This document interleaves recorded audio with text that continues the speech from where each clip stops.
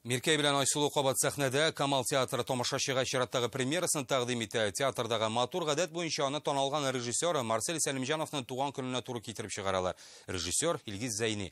Нақи Сәмбәтнең әлеге әсәре биредә инде 3нче тапкыр куела. Ни өчен Камаллар кабат бу әсәрне яңарта соң? Бүген премьераны журналистларга тәкъдим иттеләр. Хәбәрчебез Зилә Сиддикова да карап кайтты. Бу тарихи спектакль минем өчен. Чөнки театр училищесын тәмамлаганнан соң актриса буларак минем театрда беренче эшем иде бу. Моннан 50 ел элек Марсель Сәлимҗанов җитәкчелегендә сәхнәләштерелгән спектакльдә Дания Нурлы Айсулу ролен уйнаган. Бүген инде аның әнисе ролен башкара.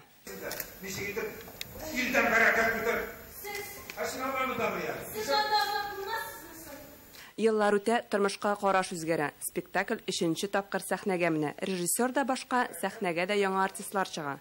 Бу юлы төп рольләрне Эмиль Талипов һәм Ләйсән Файзуллин уйный. Премьера алдыннан алар дулкынлана, журналистлар белән аралашырга бүген вакытлары да юк. Барысы да сәхнәдә.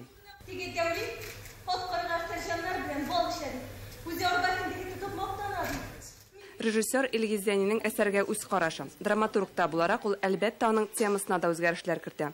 Төп нөсхәдә язылган диннән көлү аларны начар итеп күрсәтү актуаль түгел бүгенге көндә. Сюжетта бары тик Миркәй һәм Айсулу язмышы. Бүгенге көндә бик актуаль дип саныйм. Иштер шәхес белән җәмгыятьнең бәрелеше кызганычка каршы дөньяда һәрвакыт актуаль тема. Бүген артистлар спектакльне журналистлар өчен күрсәтте. Алда тамашачы хөкеме. Камал театрының яңа сезонының премьерасы әзер. Афиша эленгән, билетлар сатылган. Илгиз Зәйни җитәкчелегендә сәхнәләштерелгән Миркәй һәм Айсулу спектаклен тамашачы 5-6, 7 ноябрь көннәрендә күрә алачак. Зилә Сиддикова, Константин Бушуев, Яңа гасыр каналы.